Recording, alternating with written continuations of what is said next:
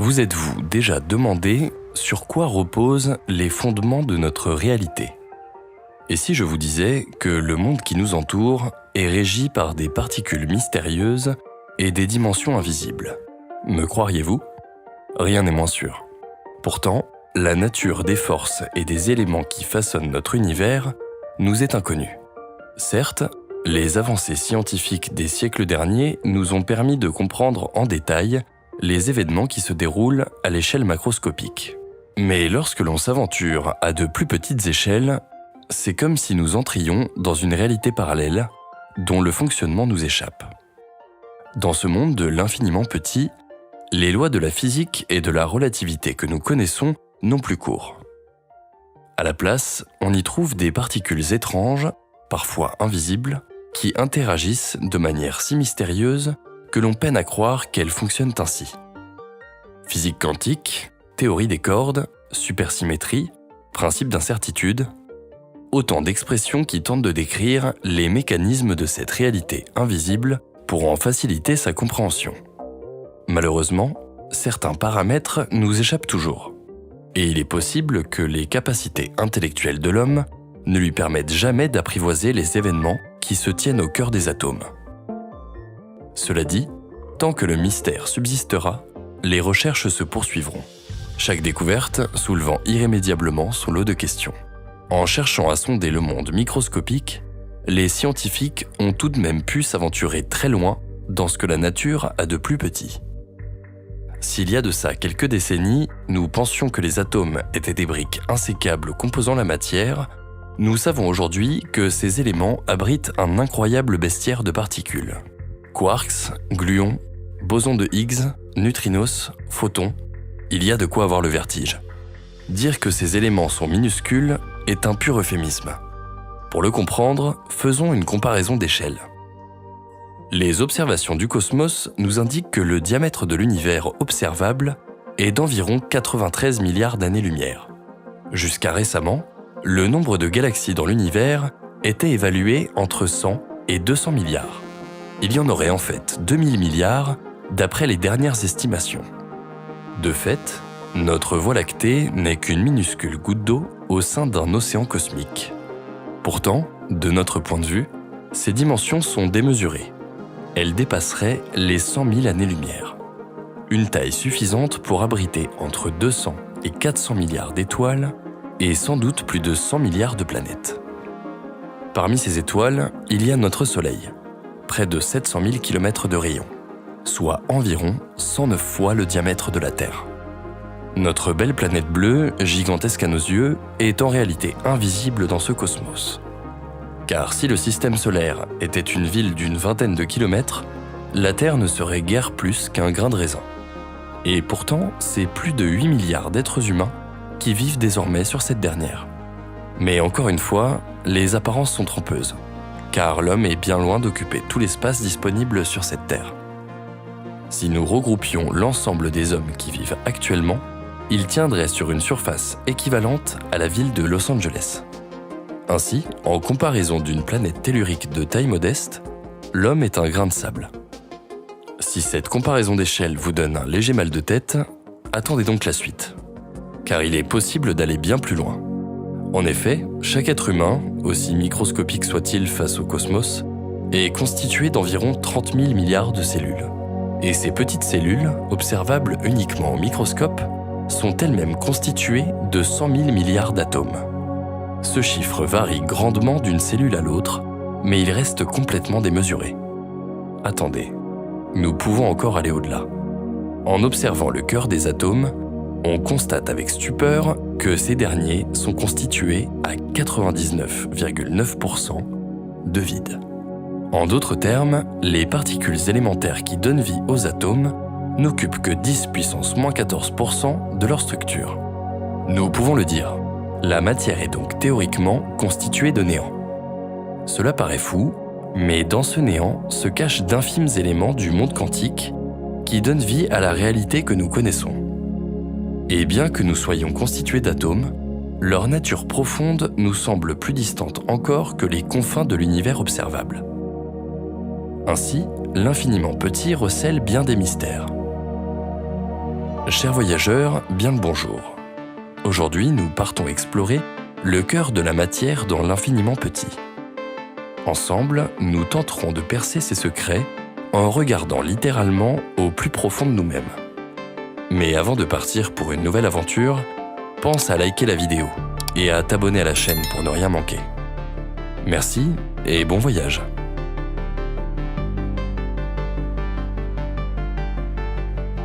Avant d'entamer notre périple vers le monde de l'infiniment petit, nous devons d'abord observer le monde qui nous entoure.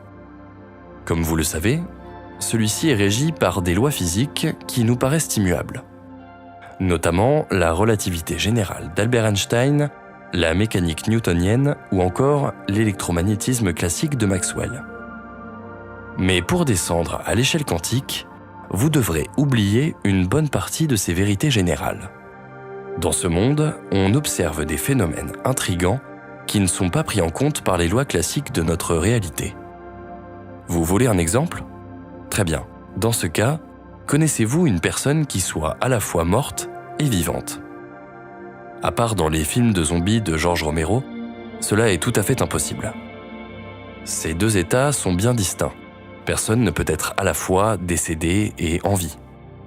Du moins au sens propre du terme. Mais en physique quantique, les choses sont tout autres. Une particule peut exister simultanément dans plusieurs états différents. Ce phénomène est appelé superposition quantique.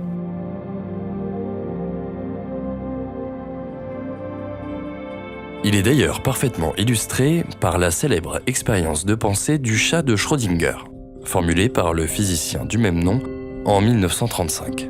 Dans cette expérience, on imagine une boîte hermétiquement fermée contenant un chat, un flacon de poison, un dispositif de détection de particules radioactives et un morceau de matériau radioactif. Lorsque le matériau radioactif se désintègre, il déclenche le dispositif de détection, brisant ainsi le flacon de poison et entraînant la mort du chat. Selon la physique quantique, avant que la boîte ne soit ouverte pour effectuer une mesure, l'état du système, à savoir le chat, le matériau radioactif et le poison, est décrit par une superposition quantique. Cela signifie que le chat est théoriquement dans un état de superposition, à la fois mort et vivant jusqu'à l'ouverture de la boîte. Évidemment, cette drôle d'expérience ne reflète pas la réalité à l'échelle macroscopique. Mais elle nous permet de comprendre le phénomène de superposition propre aux particules subatomiques. Vous trouvez cela étrange ? Pourtant, nous n'avons qu'effleuré la surface de bizarreries tapie dans le royaume de l'infiniment petit. En son sein, on retrouve aussi l'intrication quantique.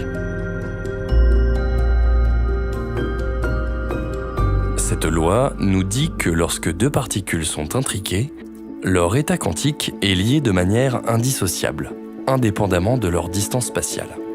Et si deux particules sont dans un état d'intrication, seule une mesure nous permettra de savoir quel état définitif elles vont adopter.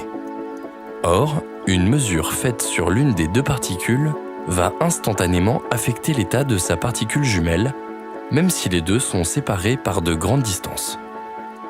C'est un peu comme si les deux entités pouvaient communiquer de manière immédiate, à une vitesse instantanée qui dépasse donc celle de la lumière et qui remet en cause les lois de la physique moderne. On dit alors qu'il s'agit d'un phénomène de non-localité. Tout cela vous semble peut-être très complexe, et c'est bien normal. La physique dite quantique est totalement contre-intuitive. Si bien que plus d'un physicien s'est arraché les cheveux pour essayer d'en percer ses secrets. Mais rassurez-vous, nous reviendrons plus en détail sur ces spécificités au cours de notre voyage.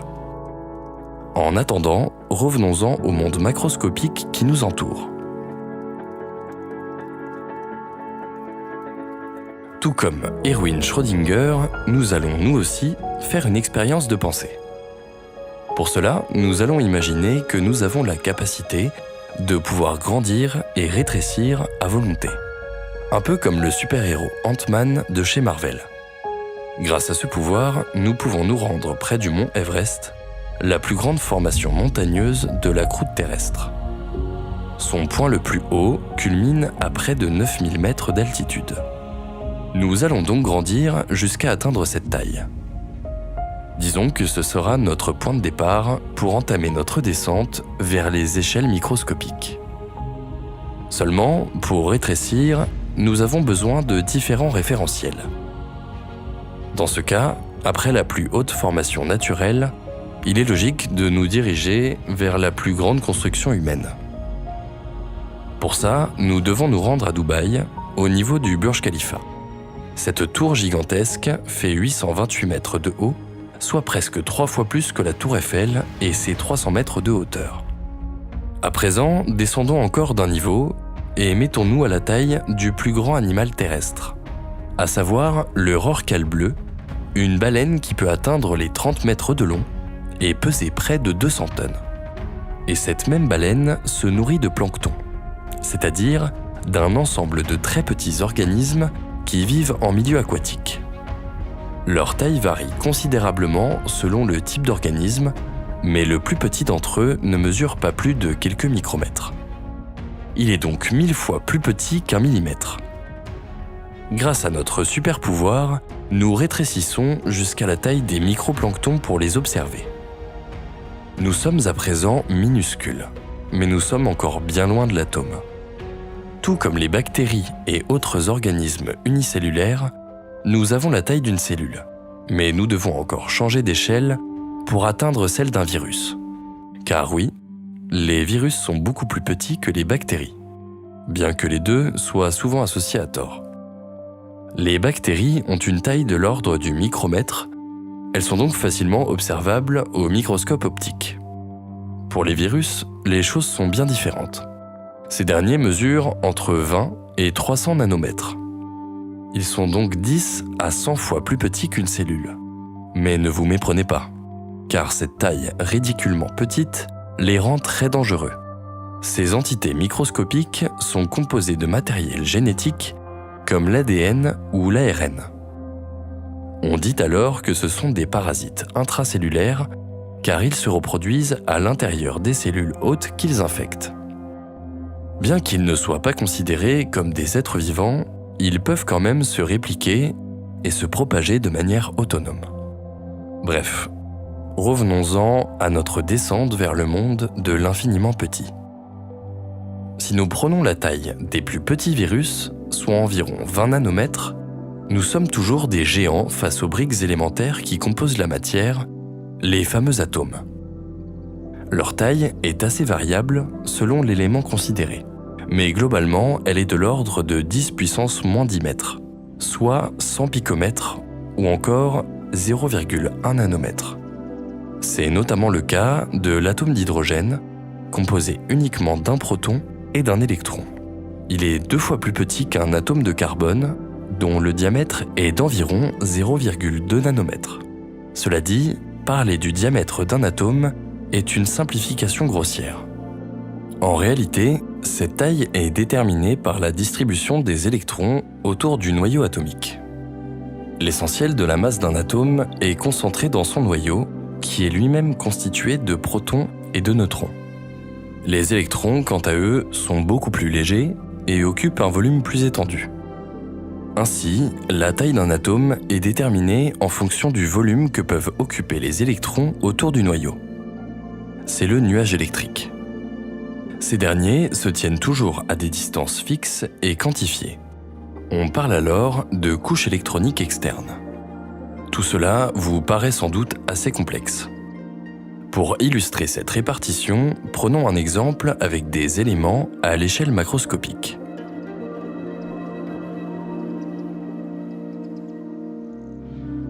Imaginez que la Lune est un électron et que la Terre est le noyau d'un atome. Dans cette hypothèse, la Lune peut orbiter autour de la Terre, mais uniquement sur certains rayons bien définis.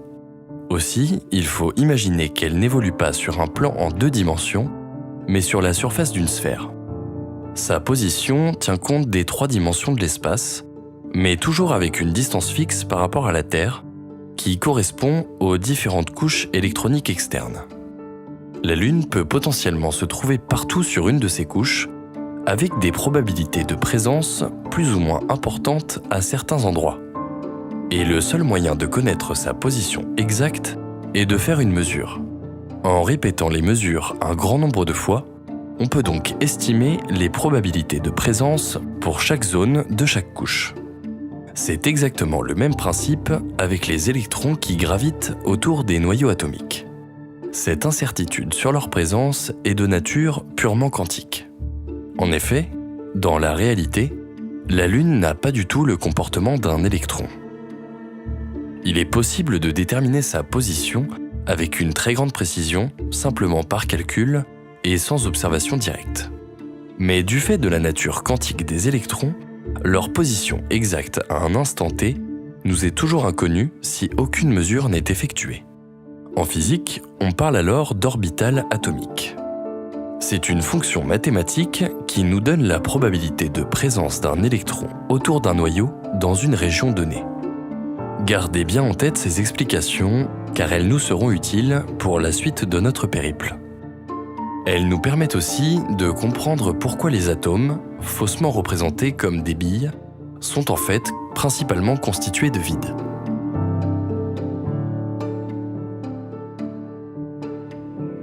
Pour mieux le comprendre, revenons-en à notre atome d'hydrogène et rétrécissons jusqu'à atteindre sa taille, soit 0,1 nanomètre. À ce stade, nous nous rapprochons à grands pas de l'infiniment petit. Et tenez-vous bien, car à 0,1 nanomètre, nous sommes plus petits face à l'homme que l'homme ne l'est face au Soleil. Pour comprendre à quel point les atomes sont démesurément petits, nous pouvons également donner l'estimation suivante. Le corps d'un adulte moyen contiendrait 100 000 fois plus d'atomes qu'il n'y a d'étoiles dans tout l'univers observable. C'est-à-dire quelque chose comme 7 fois 10 puissance 27 atomes. À l'annonce de ces chiffres, il est possible que votre cerveau soit en ébullition. Mais pour vraiment observer les plus petits éléments de matière connus, nous devons encore descendre jusqu'à atteindre son cœur. Et encore une fois, la chute est vertigineuse. Nous l'avons dit, le noyau d'hydrogène est composé d'un unique proton. Or, ce dernier n'est pas de l'ordre du picomètre, mais bien du femtomètre, soit 10 puissance moins 15 mètres. Pour être plus précis, la taille d'un proton est de 0,877 femtomètres. Le cœur de l'hydrogène est donc 100 000 fois plus petit que l'atome lui-même. Pour vous donner une image, si le nuage atomique de l'hydrogène avait le diamètre d'un stade de foot, son noyau ne serait pas plus gros qu'une bille placée au centre du terrain. Quant à l'électron, il est considéré comme une particule élémentaire, c'est-à-dire qu'il n'est pas constitué de parties plus petites. Il est très difficile d'estimer sa taille, qui n'a d'ailleurs jamais été déterminée avec précision. Cependant, les scientifiques s'accordent pour dire qu'elle serait inférieure à 10 puissance moins 22 mètres. Ainsi, pour reprendre notre exemple du stade de foot, si le proton est une bille au centre du terrain, l'électron ne serait guère plus grand que le plus petit des virus. Tout comme nous sommes incapables de nous représenter l'étendue infinie de notre univers, nous sommes dans l'impossibilité de conceptualiser la taille des particules les plus élémentaires. Quoi qu'il en soit, après cette formidable descente vers le royaume de l'infiniment petit, nous pouvons à présent nous plonger au cœur des atomes.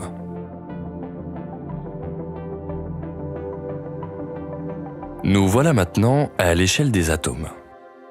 Mais avant de découvrir ce qui se cache dans leur tréfonds, voyons d'abord comment ils se comportent entre eux. Comme vous le savez sans doute, toute la matière qui nous entoure est constituée d'atomes et de molécules. Nous pouvons interagir avec elles, et nos corps sont soumis aux mêmes lois physiques. Hypothétiquement, il existe aussi d'autres formes de matière qui n'interagissent pas avec les atomes que nous connaissons. La plus célèbre étant la fameuse matière noire. Mais pour éviter de nous perdre dans les limbes du monde matériel, nous nous concentrerons uniquement sur la matière connue. Comme expliqué à l'instant, tout ce qui nous entoure est constitué d'atomes. Votre corps, la nourriture que vous mangez, les vêtements que vous portez, l'air que vous respirez ou encore l'écran sur lequel vous regardez cette vidéo. Mais pour former les innombrables types d'éléments que nous connaissons, les atomes doivent se regrouper et s'associer. C'est ainsi que naissent les molécules.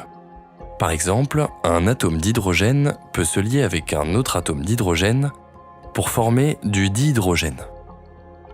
Deux atomes d'hydrogène peuvent aussi se lier avec un atome d'oxygène pour former une molécule de monoxyde de dihydrogène. Autrement dit, une molécule d'eau. C'est un peu comme si chaque atome était une brique Lego avec une forme propre. Les briques pouvant être assemblées par certaines forces, déconstruites par d'autres, et réassemblées pour créer un nouvel élément. Ce cycle de création-destruction se produit à chaque instant, partout autour de nous. Parfois, cela donne naissance à de petites molécules comme le dihydrogène, le dioxygène ou encore le diazote, chacune composée de 2 atomes uniquement. Mais dans d'autres cas, les molécules créées sont extrêmement longues et complexes. On parle de macromolécules. C'est notamment le cas des polymères, de longues chaînes de molécules aux propriétés physiques intéressantes. Il en existe des naturels comme l'amidon, contenu dans les céréales, ou encore les acides nucléiques dans l'ADN. Et il existe aussi des polymères de synthèse, les fameux plastiques tels que le polystyrène. Or, l'une des plus grandes molécules est une protéine naturelle appelée titine ou connectine. C'est aussi la plus grande protéine connue.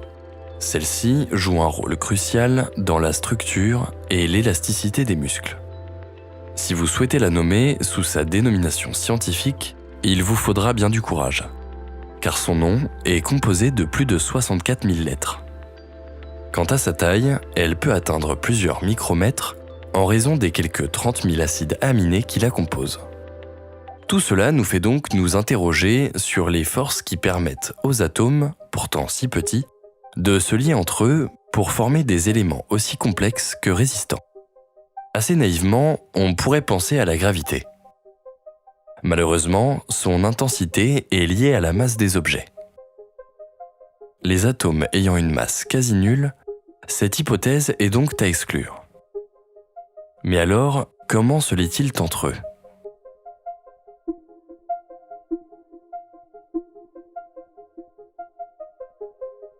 Eh bien, pour le comprendre, nous allons devoir nous replonger dans nos cours de physique-chimie.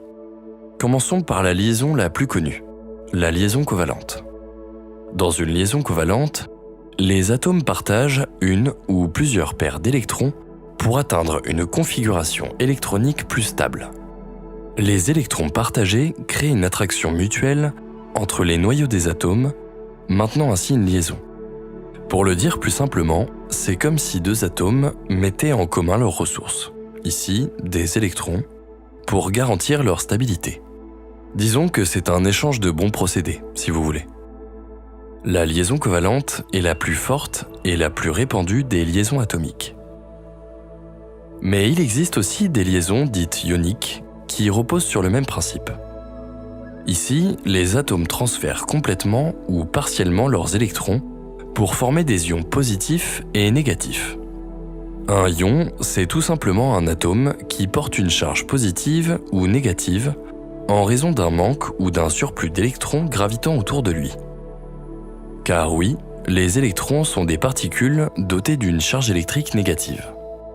De ce fait, les forces d'attraction entre les ions de charge opposés maintiennent les atomes ensemble. Est-ce que vous suivez toujours ? Normalement, oui. Car jusque-là, nous n'avons pas abordé des sujets très complexes.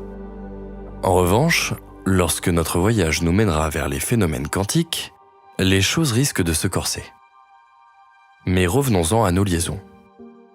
Outre les liaisons ioniques et covalentes, il existe aussi les liaisons métalliques. Dans ce cas de figure, les atomes libèrent leurs électrons qui se trouvent sur la couche la plus éloignée du noyau. Celle-ci s'appelle la couche de valence. Les électrons ainsi libérés virevoltent entre les atomes métalliques et créent une attraction électrostatique entre les ions chargés positivement. Cela donne lieu à des structures solides et malléables typiques des métaux. Peut-être connaissez-vous également les forces de Van der Waals. Celles-ci s'exercent entre les molécules à courte distance mais leur impact est assez faible en comparaison des liaisons précédentes.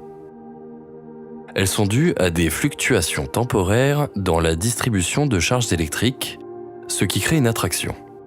Enfin, il y a les liaisons hydrogènes. Elles entrent en jeu lorsqu'un atome d'hydrogène se lie à un élément très électronégatif, c'est-à-dire un élément capable d'attirer très fortement les électrons à lui, comme l'oxygène, l'azote ou encore le fluor par exemple. Dans cette configuration, l'atome d'hydrogène développe une légère charge positive car son électron est partiellement capturé par un autre atome. Il se forme alors une liaison électrostatique dite liaison hydrogène. Ces liaisons sont plus fortes que les forces de Van der Waals et sont à l'origine de nombreux phénomènes biologiques et chimiques. Par exemple, elles permettent à l'eau de former des gouttelettes qui adhèrent aux surfaces. C'est aussi cette force qui permet aux geckos de grimper au mur. Les liaisons hydrogènes interviennent même dans la stabilité des protéines ou dans la structure de l'ADN. Ainsi, même sans rentrer au cœur des atomes, nous constatons que ces derniers sont incroyablement complexes. Ils obéissent à des forces qui leur sont propres et qui donnent lieu aux lois de la matière que nous observons à notre échelle, sans pour autant que nous soyons capables de les comprendre. Et maintenant que nous avons vu comment les atomes se comportent entre eux, il est temps de poursuivre notre voyage en les observant de manière isolée. Tout comme il existe des individus de grande taille et d'autres plus petits, les atomes se déclinent sous différentes formes. Ces formes sont caractérisées par le nombre d'électrons qu'ils possèdent et les éléments qui constituent leur noyau. Ces éléments sont appelés nucléons, mais vous les connaissez sans doute mieux sous le nom de protons et de neutrons. Plus un noyau atomique possède de nucléons, plus l'atome qui le porte est massif. De fait, l'hydrogène, qui ne possède qu'un proton, est l'atome le plus léger. Quant à l'atome le plus lourd, il s'agit de l'uranium-238. Son noyau contient 92 protons et 146 neutrons. Bien qu'étant le plus massif du bestiaire atomique, sa masse reste ridiculement faible à notre échelle, environ 4 × 10 puissance moins 25 kg.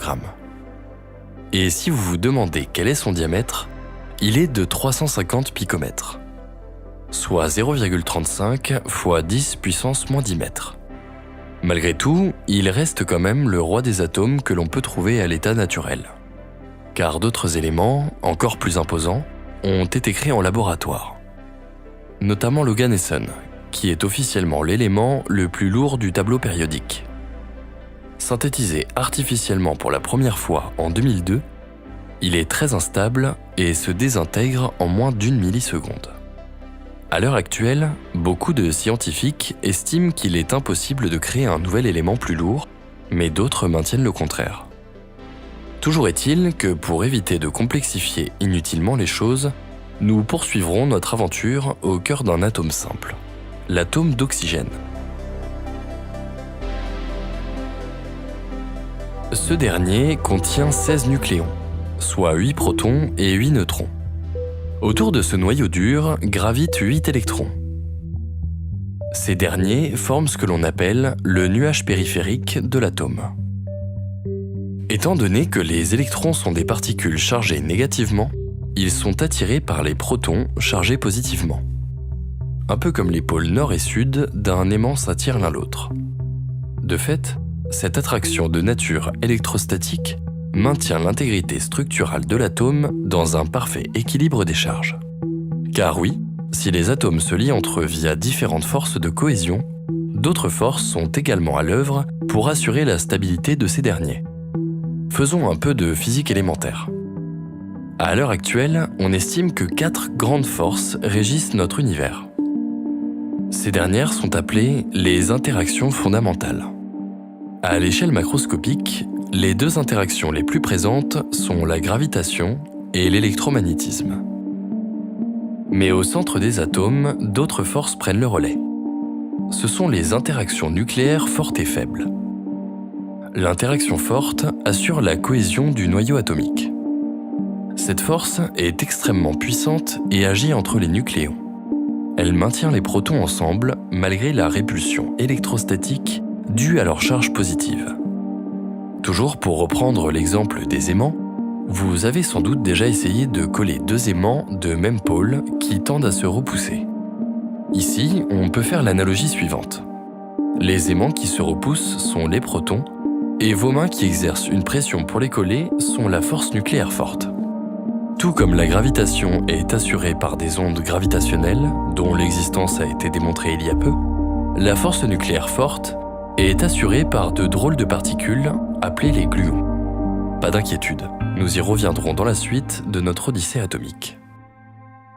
Quant aux forces nucléaires faibles, elles agissent entre les leptons et les quarks. Pour faire simple, les leptons sont simplement des particules subatomiques élémentaires, comme les électrons. Et les quarks sont les éléments qui composent les protons et les neutrons. Les forces nucléaires faibles sont responsables de certains types de désintégration radioactive dans lesquels une particule se transforme en une autre. Celles-ci sont médiées par d'autres éléments subatomiques appelés bosons. Une fois encore, nous expliquerons tout cela plus en détail. En nous intéressant aux forces qui maintiennent l'organisation interne des atomes, nous commençons doucement à gratter leur surface. Cette fouille microscopique nous permet de découvrir bien d'autres particules étranges précédemment citées. Ainsi, il est temps pour nous de poursuivre notre exploration et d'aller à la rencontre des particules subatomiques. Un formidable bestiaire de petits éléments mystérieux qui sont pourtant à l'origine de la réalité dans laquelle nous évoluons. Faisons une rétrospective de notre voyage jusqu'à présent. Notre univers observable possède une taille d'environ 93 milliards d'années-lumière. Au sein de cette immensité cosmique, on retrouve des galaxies qui s'agglomèrent en amas. Les galaxies, dont le diamètre est généralement d'une centaine de milliers d'années-lumière, contiennent une quantité incroyable d'étoiles, de gaz stellaires et de poussière. Ces étoiles et leurs millions de kilomètres de large capturent généralement des planètes dans leurs orbites. Et nous savons à coup sûr que l'une d'entre elles contient la vie, notre belle planète bleue. Tout ce que nous pouvons voir à l'œil nu, des plus hauts gratte-ciel aux plus petites puces, est à l'échelle dite macroscopique. Ensuite, le monde microscopique est ce qui ne peut être vu qu'au travers d'un microscope, c'est-à-dire ayant des dimensions inférieures à 0,1 mm. Mais en descendant plus bas comme nous l'avons fait, on constate que les êtres vivants sont constitués de cellules, elles-mêmes constituées d'ADN, lui-même constitué d'éléments plus petits. Mais que sont les molécules si ce n'est un assemblage d'atomes ? Et que sont les atomes si ce n'est une bulle de vide dans laquelle évoluent des électrons de nature insaisissable autour d'un noyau de nucléons ? Le tout régi par des interactions fondamentales, nucléaires fortes et faibles. Cette descente vers le monde de l'infiniment minuscule est incroyablement vertigineuse. Et pourtant, il est possible d'aller encore plus loin. Oui, plus loin même que si nous nous rendions aux confins de l'univers observable. À une telle échelle, le voyage paraît infini, car au cœur de protons et de neutrons, on retrouve encore des particules élémentaires. Les fameux quarks. Alors que les Grecs anciens comme Démocrite ou Épicure avaient en leur temps théorisé la notion d'atome sans pouvoir valider cette hypothèse, le mot sera repris bien des années plus tard, au XVIIIe siècle. Les progrès de la science avaient permis de prouver l'existence de ces briques élémentaires constitutives de la matière. Le physicien John Dalton fut l'un des premiers à remettre le concept d'atome au goût du jour dans les années 1800. Par la suite, d'autres scientifiques comme J.J. Thomson, Ernest Rutherford ou encore Albert Einstein valideront et enrichiront cette hypothèse. Il sera démontré que l'atome n'est pas insécable ou indivisible comme le pensaient les Grecs, mais qu'il s'agit plutôt d'un corps principalement vide, au sens le plus strict du terme, composé d'un noyau chargé électriquement autour duquel évoluent les électrons. Einstein mettra également en évidence la dualité onde-corpuscule de certaines particules comme les photons, posant ainsi les bases de la physique quantique. Et pourtant, ces brillants esprits étaient encore loin de se douter que l'atome n'est pas la fin, mais bien une nouvelle porte d'entrée vers un monde encore plus complexe. L'univers dit subatomique. Et son principal occupant n'est autre que le quark, que nous évoquions précédemment. Intéressons-nous donc à ce dernier de plus près. Il sera une excellente introduction à la matière avant de découvrir plus en détail quels sont ses congénères.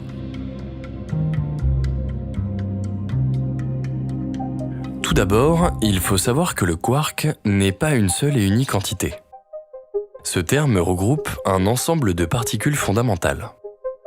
On parle de particules fondamentales lorsque ces dernières ne peuvent pas être divisées en parties plus petites. Du moins, pas d'après nos connaissances actuelles. Les quarks sont donc considérés comme des briques élémentaires de la matière. Ils sont responsables de la formation des protons, des neutrons et d'autres particules subatomiques. La découverte des quarks remonte aux années 1960, lorsque les physiciens Murray Gell-Mann et George Zweig ont proposé indépendamment une théorie sobrement intitulée « théorie des quarks ». Ces derniers ont avancé l'hypothèse que les protons, les neutrons et d'autres particules similaires étaient composés de particules plus petites et indivisibles. Il faudra attendre 1975 avant que le premier quark ne soit observé expérimentalement grâce à l'accélérateur de particules du CERN. Une prouesse technologique située à la frontière franco-suisse, près de Genève, aussi connue sous le nom du Grand Collisionneur de Hadron, ou LHC. Un tube circulaire de 27 km de long, enfoui sous terre, et permettant d'accélérer les particules à des vitesses proches de celles de la lumière jusqu'à leur collision. Il en résulte alors un choc microscopique mais d'une violence inouïe, permettant de fragmenter la matière pour en découvrir ses constituants. Mais revenons-en à nos petits quarks.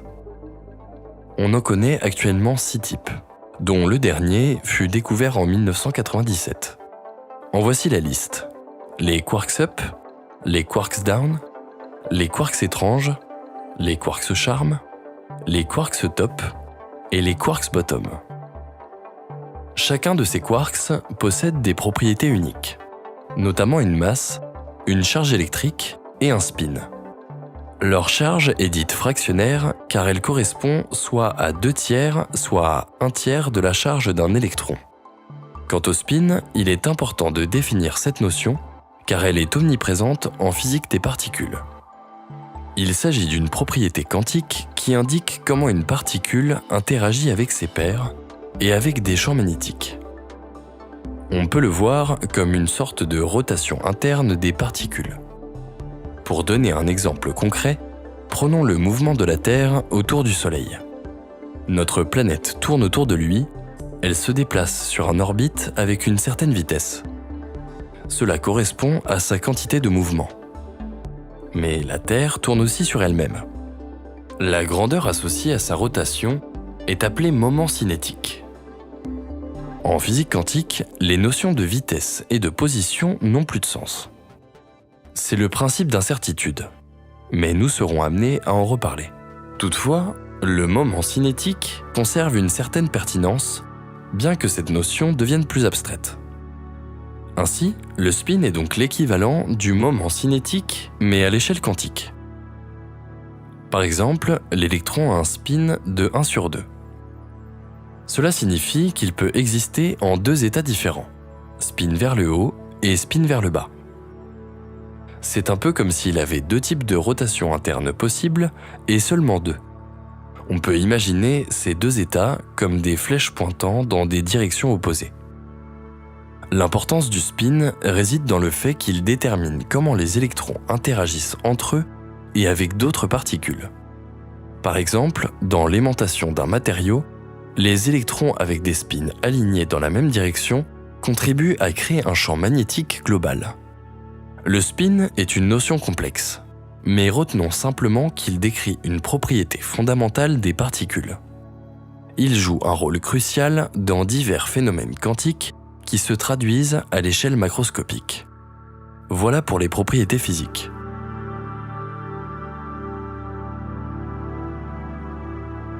À présent, soyez bien attentifs, car les choses se compliquent. Ensemble, les 6 types de quarks forment une grande famille de particules élémentaires, les hadrons. Or, au sein même de cette famille, on retrouve 2 classes de particules. D'abord, il y a les baryons, formés d'un système indissociable de 3 quarks, comme les protons ou les neutrons. C'est d'ailleurs pour cela que la matière classique qui nous entoure est qualifiée de matière baryonique. Ensuite, il y a les mésons. Ces derniers sont formés par un système saugrenu comprenant un nombre pair de quarks et d'antiquarks. Tous les quarks connus appartiennent à l'une de ces 2 classes. Il est impossible de trouver un quark isolé à l'état naturel, comme ce serait le cas pour un électron par exemple. Les quarks se forment donc toujours des combinaisons appelées hadrons. Cette propriété très particulière est appelée confinement des quarks dans les hadrons. Une appellation qui a le mérite d'être claire. Nous parlions un petit peu plus tôt de l'interaction forte qui maintient les protons soudés dans le noyau des atomes. Mais en réalité, cette interaction touche plutôt les quarks eux-mêmes. En effet, les quarks d'un même proton ou d'un même neutron restent soudés en hadrons, car ils échangent en permanence des bosons. Un petit conseil, prenez des notes si vous ne voulez pas perdre le fil de l'histoire. Le terme boson regroupe lui aussi un ensemble de particules. Ces dernières agissent comme vecteurs pour assurer la transmission des 4 grandes forces universelles. La gravitation, l'électromagnétisme, l'interaction nucléaire forte et l'interaction nucléaire faible. Ainsi, les bosons responsables de l'interaction forte sont appelés gluons. Ce terme leur va assez bien puisque, comme la glu, ils vont permettre aux briques élémentaires de la matière de rester soudées. Pas d'inquiétude, nous reviendrons très bientôt sur les bosons à l'origine des 3 autres interactions. À chaque instant qui passe, les bosons au cœur de la matière s'échangent donc des gluons. Cet échange se produit au sein même des nucléons pour assurer la cohésion des hadrons, mais également entre les nucléons d'un même noyau atomique pour qu'ils restent soudés les uns aux autres. À très courte distance, comme c'est le cas au niveau subatomique, l'interaction forte est plus intense que l'électromagnétisme. Si bien que les protons, malgré leur charge électrique qui se repousse, restent groupés entre eux. Cette interaction est si puissante qu'en théorie, il faudrait une force infinie pour briser un triptyque de quarks, comme ceux au cœur des nucléons. Cela explique pourquoi on ne retrouve aucun quark seul. À l'heure actuelle, on considère les quarks comme la subdivision ultime de la matière. Toutefois, cette affirmation pose problème, car elle limite de nombreuses théories qui tentent de résoudre les mystères de la physique quantique. La plus populaire étant la théorie des cordes. Mais encore une fois, nous aurons le temps d'y revenir plus en détail dans quelques instants.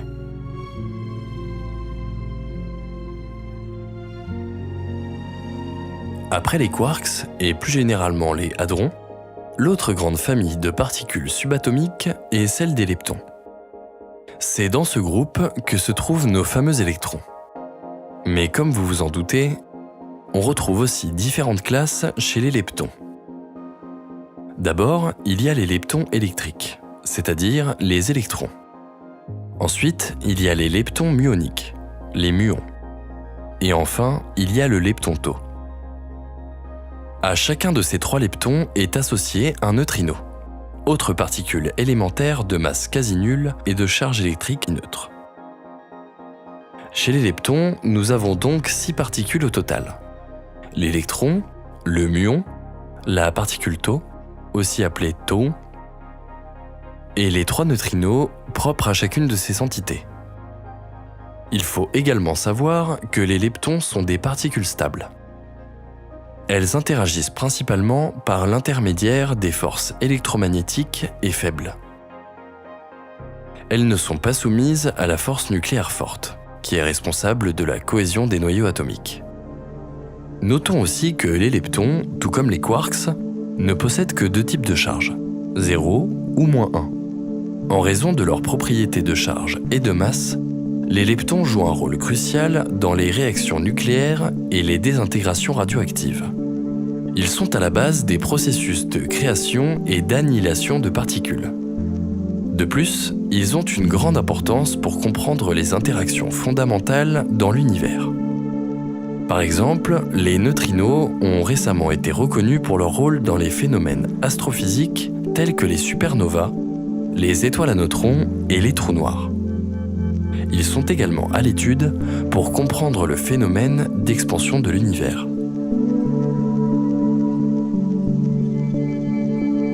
Nous avons parlé des leptons ainsi que des hadrons, mais nous avons aussi commencé à évoquer un autre type de particules subatomiques, les bosons.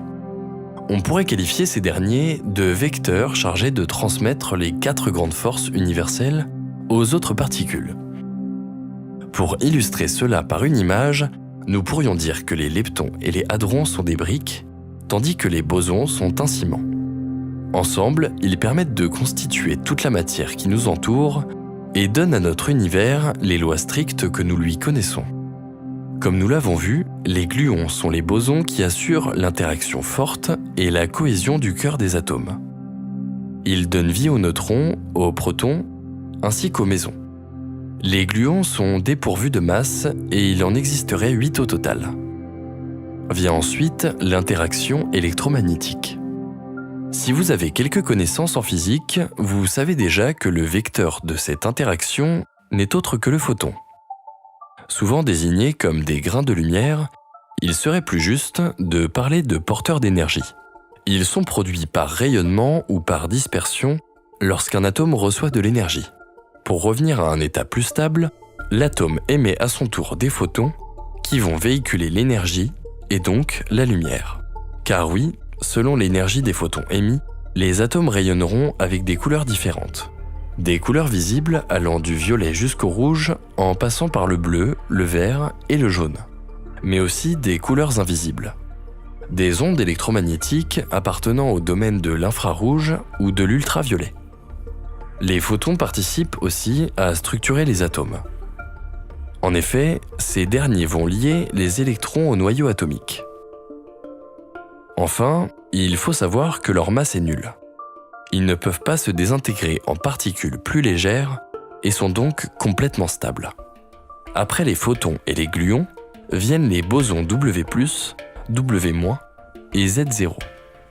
Ces derniers permettent l'expression de l'interaction faible. Ils ont une masse très élevée pour des particules subatomiques et leur portée est donc assez restreinte. Notez bien que cette interaction touche toutes les particules de matière, aussi bien les leptons que les hadrons. Enfin, la gravitation est un cas à part. Des 4 grandes forces, c'est bien la plus faible, mais c'est aussi la seule dont la portée est infinie. Quant au boson porteur de la gravité, il devrait s'agir du graviton. Hélas, ce dernier n'a encore jamais été observé à ce jour. En revanche, on sait aujourd'hui que les ondes gravitationnelles existent bel et bien.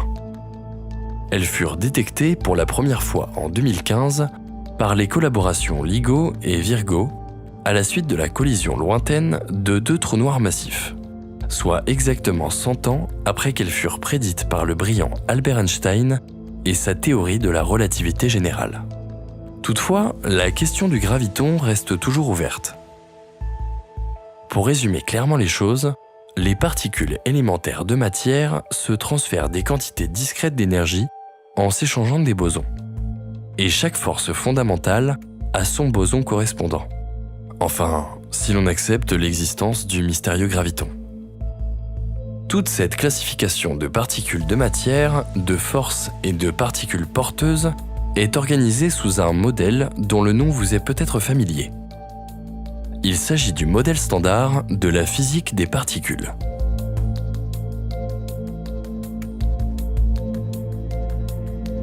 Afin d'organiser leur découverte et de classifier les différents éléments subatomiques, les physiciens des particules ont mis au point une théorie permettant de tout regrouper. On la connaît sous le nom de modèle standard de la physique des particules, ou plus simplement modèle standard. Cette théorie fondamentale décrit les particules élémentaires ainsi que les forces qui les régissent. Elle fut développée dans les années 1970 avec pour objectif d'organiser les constituants fondamentaux de la matière et les interactions entre eux. Ce modèle est basé sur le principe de symétrie et s'appuie sur les travaux antérieurs de nombreux scientifiques tels que James Clerk Maxwell, Albert Einstein, Niels Bohr et bien d'autres. Au cours du temps, nombre de découvertes comme celle des différents quarks ou encore des neutrinos sont venues renforcer la crédibilité de ce modèle. Le modèle standard comprend l'ensemble des quarks et des leptons regroupés sous le terme de fermions, ainsi que les bosons responsables des interactions fondamentales. Il est donc basé sur le triptyque particules, force et médiateur. Mais ce modèle utilise lui-même d'autres théories pour décrire les particules ainsi que leurs interactions, notamment le principe de symétrie et la théorie des champs quantiques. Tout cela est assez complexe pour quiconque ne dispose pas des connaissances prérequises. Mais pour simplifier vulgairement les choses, nous pouvons dire que la théorie des champs quantiques est un cadre mathématique utilisé pour décrire les particules élémentaires et leurs interactions.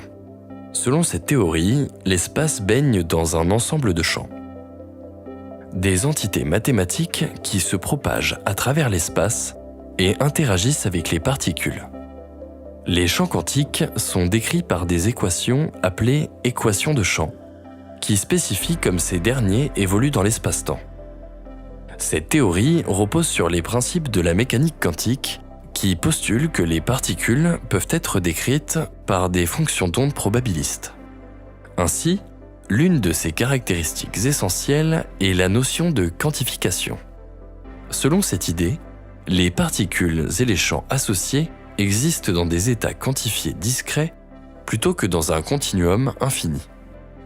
Cela implique que les particules élémentaires peuvent avoir seulement certaines valeurs discrètes d'énergie, de moment, de charge, etc.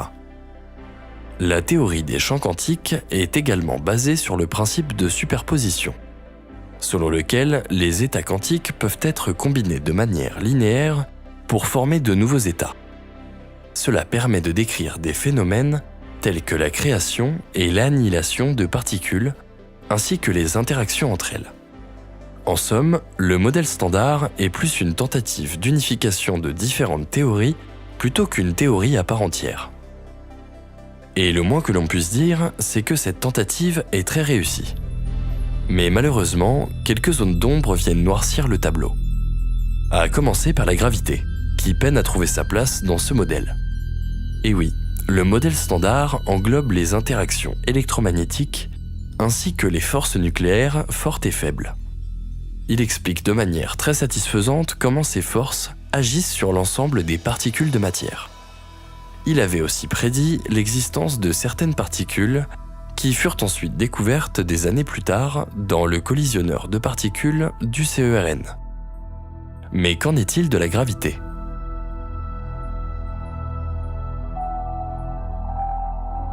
C'est une question cruciale car aujourd'hui, elle n'est pas comprise dans le modèle standard et la découverte des fameux gravitons se fait toujours attendre.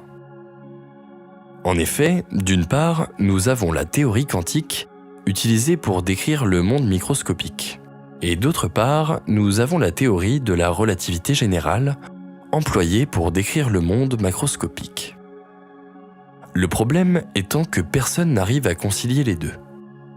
A priori, on pourrait penser que cela n'est pas grave, car il suffit d'employer la physique quantique pour l'infiniment petit et de basculer sur la relativité générale pour les phénomènes macroscopiques. Mais dans ce cas, où est la limite ? Qu'en faire ce basculement ? Existe-t-il une distance seuil pour laquelle on passe instantanément de la physique quantique à la relativité ? Aussi, l'unification de ces deux théories, appelée théorie du tout, pourrait bien résoudre certaines énigmes qui taraudent les scientifiques. Notamment le phénomène d'expansion de l'univers, la disparition de l'antimatière après le Big Bang et bien d'autres interrogations. Et d'autres questions s'ajoutent à la liste. Comprenez qu'actuellement, la gravité est négligeable au niveau subatomique. Car l'intensité de cette force dépend de la masse des objets, qui est quasi nulle dans le monde de l'infiniment petit. Cela dit, il existe bien des cas particuliers où gravité intense et échelle microscopique se côtoient. Sauriez-vous deviner lesquels ? La réponse est au cœur des trous noirs et au premier instant de l'univers. Là où une quantité phénoménale de matière est contenue dans un point de densité infinie, appelé singularité. Ainsi, ajouter la gravitation dans le modèle de la physique quantique nous permettrait de percer les secrets du cœur des trous noirs et de l'origine du Big Bang. Par ailleurs, on sait qu'il existe 3 groupes, ou plutôt 3 générations, comme disent les scientifiques, de quarks et de leptons avec des masses totalement différentes. Mais alors, comment expliquer l'étendue de cette échelle de masse ? Sans compter que le modèle standard ne décrit pas non plus parfaitement l'oscillation des neutrinos ni de leur masse. Instinctivement, les chercheurs sentent qu'un paramètre leur échappe. Il y a une donnée manquante, une pièce de puzzle manque à l'appel. Et il est probable que les limites de la compréhension humaine ne permettent jamais d'aboutir à la théorie du tout, le fantasme ultime de tout physicien. Une théorie qui unirait toutes les autres et qui permettrait de décrire tous les phénomènes physiques, peu importe l'échelle. Des concepts intéressants tels que la supersymétrie, la théorie des cordes ou encore la gravité quantique à boucle tentent d'étendre le modèle standard pour résoudre ces questions. Mais rien n'y fait. Nous sommes toujours dans l'attente de ce fameux Eureka, qui nous délivrerait enfin du poids de ces questions. Toujours est-il que le modèle standard semble se rapprocher grandement de la réalité. Si les découvertes des trous noirs et des ondes gravitationnelles furent des arguments de poids en faveur de la relativité d'Einstein, une autre trouvaille récente est venue jouer en faveur du modèle standard. Cette nouvelle inespérée est celle du célèbre boson de Higgs.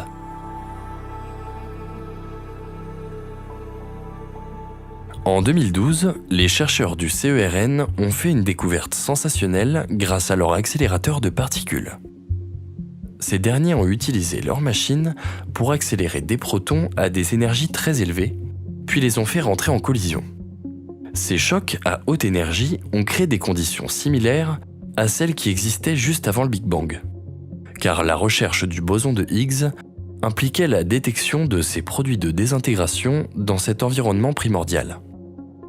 Le boson de Higgs lui-même est instable et se désintègre presque instantanément en d'autres sous-particules.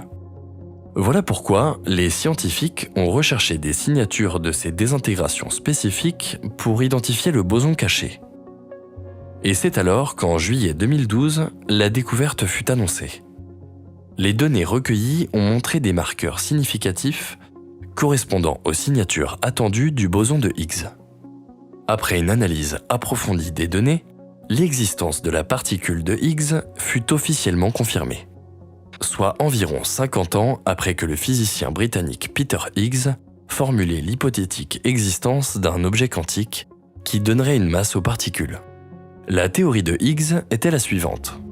D'après lui, les particules élémentaires acquièrent leur masse en interagissant avec un champ qui remplit tout l'espace. Plus une particule est sensible à ce champ, plus cette dernière est massive. Et la manifestation quantique de ce champ ne serait autre qu'un boson, dit boson de Higgs. De fait, les particules les plus massives comme les quarks et les électrons interagissent fortement avec le champ de Higgs, tandis que les particules sans masse comme le photon n'interagissent pas du tout avec ce champ. Tout cela paraît plutôt saugrenu de prime abord. Et pourtant, il semble que ce soit la réalité. La découverte du boson de Higgs marqua un tournant dans la confirmation du modèle standard. Elle fut aussi cruciale pour comprendre l'origine de la symétrie électrofaible. Mais de quoi s'agit-il ? Eh bien, lorsque l'univers était très chaud juste après le Big Bang, la force électromagnétique et la force faible étaient unifiées en une seule et même force, la force électrofaible. Les particules n'avaient pas de masse et se déplaçaient à la vitesse de la lumière. Au fur et à mesure que l'univers se refroidissait, le champ de Higgs s'est déclenché, brisant cette symétrie et séparant les forces électromagnétiques et faibles. Ce champ conféra également leur masse aux particules, donnant naissance à l'univers que nous connaissons aujourd'hui. Il est fascinant de voir à quel point une entité aussi infime qu'un boson peut expliquer la formation de notre univers supposément infini. Jusqu'à présent, notre voyage nous a menés aux confins de la matière. En partant de notre échelle de grandeur, nous sommes descendus jusqu'à observer les plus petites particules connues qui composent notre monde et ordonnent les lois physiques de notre univers. Nous avons également vu les moyens mis en œuvre par les scientifiques pour percer les secrets de l'atome, ainsi que les théories leur permettant d'organiser leurs découvertes. Cependant, nous n'avons que très peu parlé du comportement des particules subatomiques dans leur milieu. Car oui, ces dernières obéissent à des lois qui leur sont propres. Des codes qui bouleversent nos croyances et testent les limites de notre compréhension. Il est temps de nous diriger vers la dernière étape de notre odyssée microscopique. Mais soyez avertis, pour poursuivre l'aventure, vous devrez laisser de côté vos croyances et vos convictions sur les limites du possible. Vous devrez être prêt à vous remettre en question et accepter votre incapacité à saisir la nature profonde de l'infiniment petit. Vous l'aurez compris, nous allons pénétrer dans une dimension aussi étrange que fascinante. Le monde quantique. Vous avez forcément déjà entendu parler de physique quantique. Peut-être même connaissez-vous vaguement certains de ces concepts les plus populaires, comme l'intrication, le principe d'incertitude d'Heisenberg ou bien la décohérence quantique. Toutefois, il est peu probable que vous saisissiez réellement son fonctionnement. Et pour cause, même les plus grands scientifiques se questionnent sur cette branche mystérieuse de la physique des particules. Rassurez-vous, nous n'allons pas tenter ici d'en décrypter tous ces mystères. Nous allons plutôt expliquer certains de ces grands principes, ainsi que les théories qu'elle a vues naître dans son sillage. Mais avant toute chose, commençons par poser les bases. Définissons ce qu'est concrètement la physique dite quantique. Pour le dire simplement, il s'agit d'une branche de la physique qui étudie les propriétés fondamentales de la matière et de l'énergie à l'échelle atomique et subatomique. Elle permet de comprendre des phénomènes tels que la structure de l'atome, la nature de la lumière, la superposition, l'intrication quantique ou encore la dualité onde-particule. Et oui, dans notre compréhension actuelle de la physique, toute particule est assimilable à une onde dans un champ. Par exemple, la lumière est une onde dans un champ électromagnétique, mais aussi un flux de particules appelé photon. Cette double nature des particules subatomiques, notamment les électrons, est appelée dualité onde-corpuscule. Celle-ci fut mise en évidence par la célèbre expérience des fentes de Young. L'une des plus belles expériences de la physique moderne. En voici un résumé synthétique. En 1801, le physicien britannique Thomas Young fit une expérience pour mettre en évidence la nature ondulatoire de la lumière. Jusque-là, la communauté scientifique pensait que la lumière était constituée de particules, comme le pensait le grand Isaac Newton. Sauf que l'expérience de Young prouva le contraire. En faisant passer un faisceau lumineux à travers deux minuscules fentes très rapprochées l'une de l'autre, Young vit se former une figure d'interférence sur l'écran placé derrière les fentes. Cette figure étant la caractéristique propre des ondes, le débat fut tranché. Or, un siècle plus tard, Albert Einstein, qu'on ne présente plus, arriva sur le devant de la scène avec une idée absurde à première vue. La lumière n'est pas une onde, mais bien un flux de corpuscules qu'il baptisa quantum et qui seront ensuite renommés photons. Il proposa une expérience pour prouver son affirmation. Et le plus surprenant, c'est que ces résultats expérimentaux étaient bien valides. D'un côté, Young avait réussi à prouver que la lumière était une onde. Et de l'autre, Einstein prouva qu'elle était constituée de photons. Cette découverte mettra d'ailleurs en évidence l'effet photoélectrique, utilisé pour la production d'électricité via les panneaux solaires. Elle lui vaudra même un prix Nobel en 1921. À ce stade, le débat sur la nature de la lumière fut relancé et la question semblait insoluble. Plus tard, l'expérience des fentes de Young sera répétée, non pas avec un faisceau de lumière, mais avec un flux continu d'électrons. Les électrons étant des particules, ils auraient dû former deux tâches bien distinctes en passant à travers les deux fentes. Or, le résultat de l'expérience laissa tout le monde bouche bée. Les photons marquaient bien des taches ponctuelles sur l'écran, comme le feraient des particules, mais l'ensemble de ces taches formait le dessin propre aux ondes, une figure d'interférence. Oui, au lieu de former seulement deux faisceaux distincts, on observa une série d'interférences lumineuses sur l'écran, semblables à des bandes alternant des zones claires et sombres. La conclusion fut sans appel. Pour former ce motif, chaque électron doit obligatoirement passer par les deux fentes en même temps. Autrement, l'interférence est impossible. Pourtant, lorsqu'ils sont interceptés sur l'écran, les électrons forment un point caractéristique d'une particule. Les scientifiques ont alors fait une mesure des électrons lors de leur passage entre les fentes. Et là, nouvelle surprise. Si on tente d'observer les électrons à cet endroit précis, les figures d'interférence disparaissent et les électrons se comportent comme de simples particules passant par l'une ou l'autre des deux fentes. Ce phénomène complètement hallucinant fut l'une des pierres angulaires du développement de la physique quantique. On sait depuis que certaines particules comme les photons ou les électrons sont à la fois des ondes et des particules. Mais on sait également que les mesures expérimentales forcent, entre guillemets, les objets quantiques à adopter l'un de ces deux états. Et ce n'est qu'une des propriétés folles des particules quantiques. Vous souhaitez en connaître d'autres ? Très bien, mais accrochez-vous car vous pourriez perdre pied face à la complexité de ces notions. Citons par exemple le principe d'incertitude d'Heisenberg. Ce dernier fut formulé par le physicien du même nom en 1927. C'est d'ailleurs l'une des notions fondatrices de la physique quantique. Elle nous dit qu'il existe une limite fondamentale à la précision avec laquelle on peut mesurer simultanément certaines paires de grandeurs physiques complémentaires, telles que la position et la quantité de mouvement d'une particule par exemple. En d'autres termes, plus on essaie d'être précis dans la mesure de la position d'une particule quantique, comme un électron, plus on perd en précision dans la mesure de sa quantité en mouvement. À l'échelle macroscopique, cette question ne se pose pas.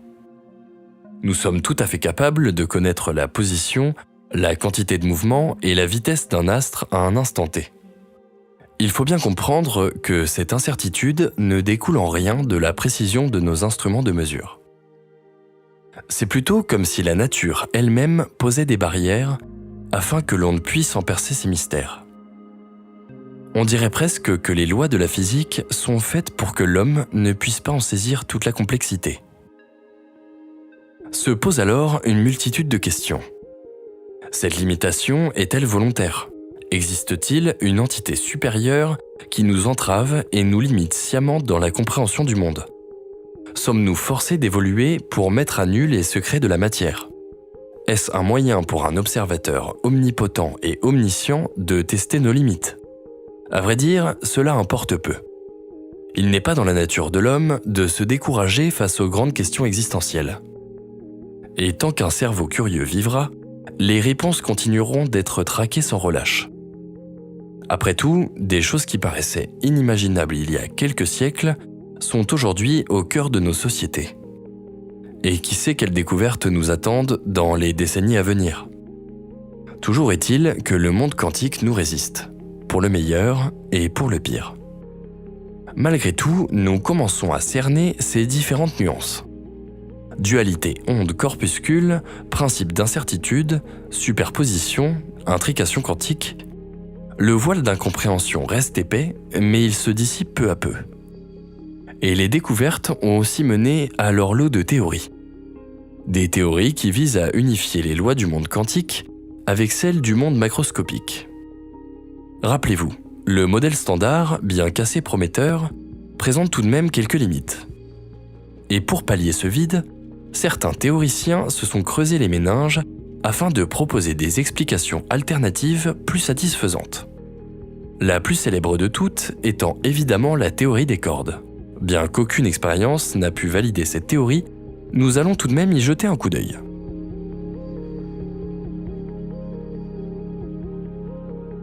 La théorie des cordes est un incontournable pour quiconque tente d'explorer les fondements de la matière. Mais malgré sa célébrité, peu de gens savent réellement quelles sont les idées qui l'accompagnent. Voyons donc plus en détail de quoi il s'agit. En fait, la théorie des cordes tente de développer une description unifiée de l'univers en combinant la gravité quantique et les autres interactions fondamentales de la physique. Elle propose que les particules élémentaires ne soient pas des points sans structure, mais plutôt des entités unidimensionnelles appelées cordes.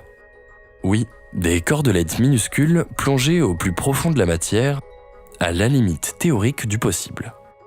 Tout comme le zéro absolu est la température la plus basse qui puisse être, il existerait également une limite au-delà de laquelle il serait impossible d'aller plus bas, la longueur de Planck. Une distance environ 1 milliard de fois plus petite que le rayon des protons, soit environ 10 puissance moins 35 mètres. Et c'est à cette distance, dans ces tréfonds de l'infiniment petit, que se trouveraient les fameuses cordes au cœur de cette théorie. Toujours selon cette hypothèse, les cordes sont des objets fondamentaux qui vibrent à différentes fréquences et modes de vibration. Ces modes de vibration déterminent les propriétés des particules que nous observons, telles que leur masse, leur charge et leur spin. Ainsi, au lieu d'avoir un ensemble limité de particules élémentaires, comme des neutrinos, des électrons ou des quarks, la théorie des cordes suggère qu'il existe un seul type de particules, les cordes. Des filaments vibrant sur eux-mêmes et entraînant, par leurs différents modes de vibration, la diversité des particules élémentaires que nous connaissons. Et même celles que nous ne connaissons pas, mais dont nous supposons l'existence, comme les gravitons. Est-ce que vous suivez toujours ? Bien. La théorie des cordes propose également que la gravité soit une conséquence naturelle des interactions des cordes. Pour résumer les choses très simplement, considérer les particules élémentaires comme des objets à une dimension et non pas comme des points sans dimension permet d'arriver à une quantification valide de la théorie de la relativité. La théorie des cordes résout donc le problème de l'incompatibilité entre la mécanique quantique et la relativité générale, les deux piliers de la physique moderne. C'est d'ailleurs le point central des théories palliatives au modèle standard. Toutes tentent de quantifier, c'est-à-dire de proposer une alternative exploitable de la théorie de la relativité, mais à l'échelle quantique. C'est ce que l'on appelle plus communément le problème de la gravité quantique. Or, la tâche est très ardue, car les forces de gravité à l'échelle subatomique sont si faibles qu'elles en deviennent presque inexistantes. En cela, la théorie des cordes nous fait une proposition alléchante qui offre une perspective prometteuse pour une théorie du tout, le fameux Eldorado de la physique, capable de décrire l'ensemble de l'univers, des particules subatomiques aux structures cosmiques. Elle propose même l'existence d'une particule supplémentaire, l'action, qui serait un candidat idéal pour expliquer l'origine de la matière noire. Seulement, en tentant de résoudre des problèmes, cette théorie en soulève d'autres.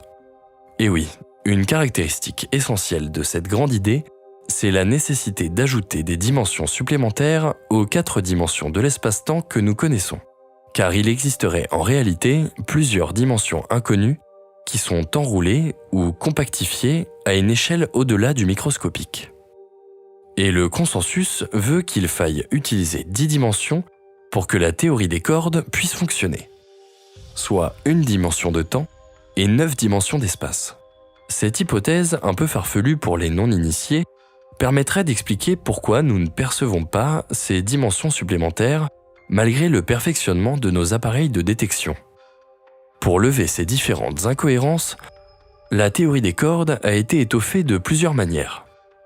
En donnant un spin aux cordes, ou encore en stipulant l'existence du multivers. Comprenez donc qu'elle reste une piste en développement. Ses partisans sont encore loin de détenir sa formule complète. D'ailleurs, elle laisse beaucoup de chercheurs perplexes, notamment en raison des nombreux défis mathématiques et conceptuels qu'elle soulève. À l'heure actuelle, aucune expérience directe n'a permis de la confirmer. Et pour cause, en raison des 6 dimensions inconnues et cachées que postule cette théorie, les prédictions expérimentales sont si nombreuses qu'elles ne peuvent être confirmées. Mais tout espoir n'est pas perdu, car il existe une composante de la théorie des cordes qui pourrait bien être vérifiée en pratique.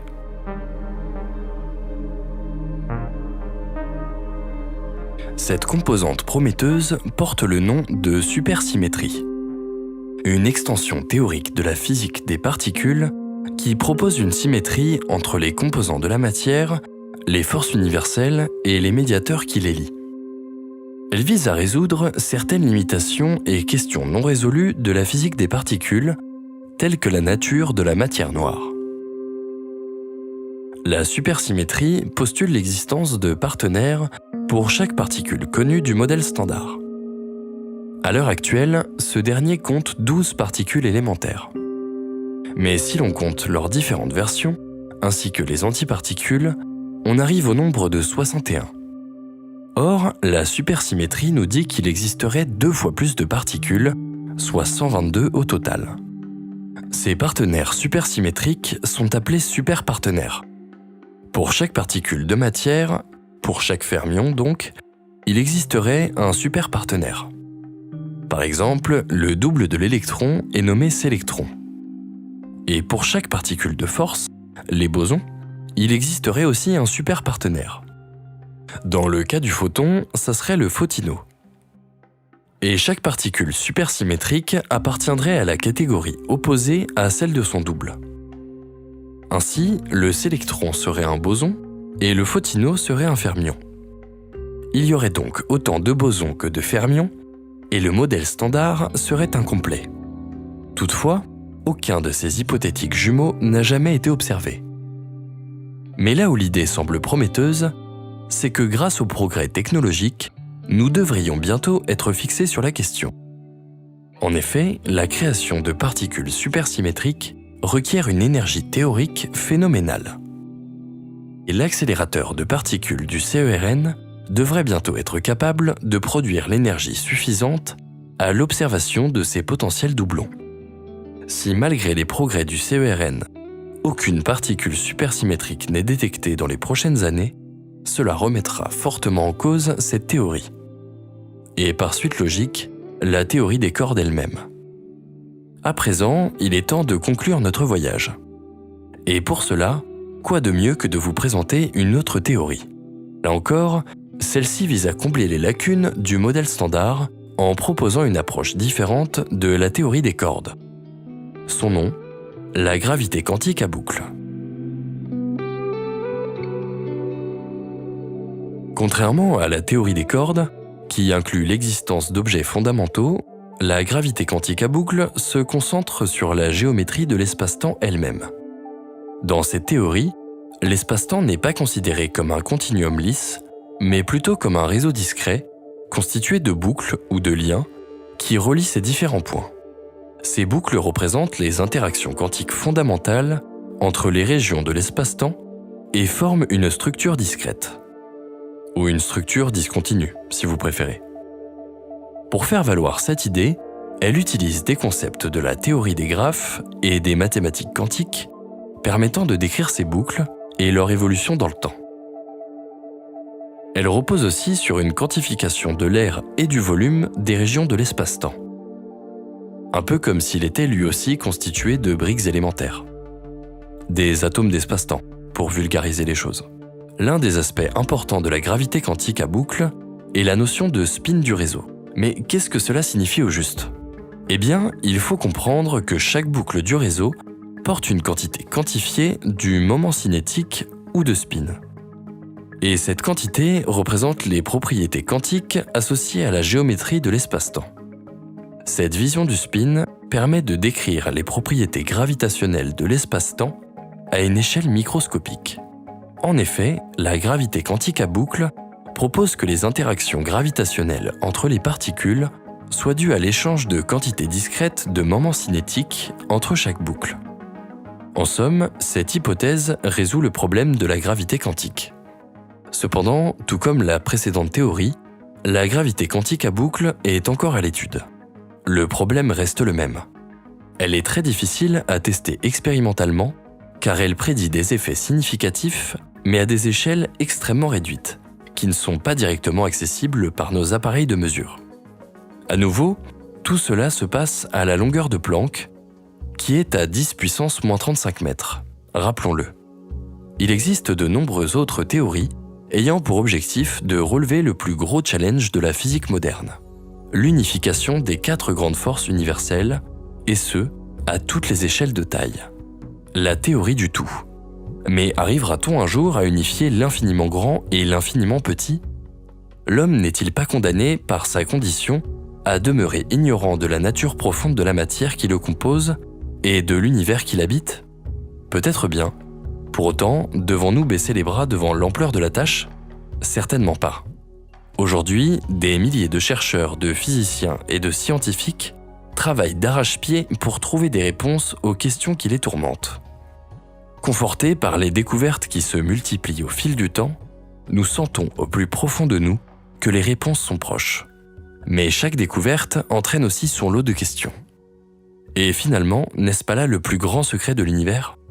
N'est-ce pas sa capacité à nous proposer toujours plus d'énigmes ardues à résoudre, à ne jamais livrer toutes les clés qui permettent sa compréhension, une source qui cultivera notre émerveillement et notre curiosité aussi longtemps que nous vivrons.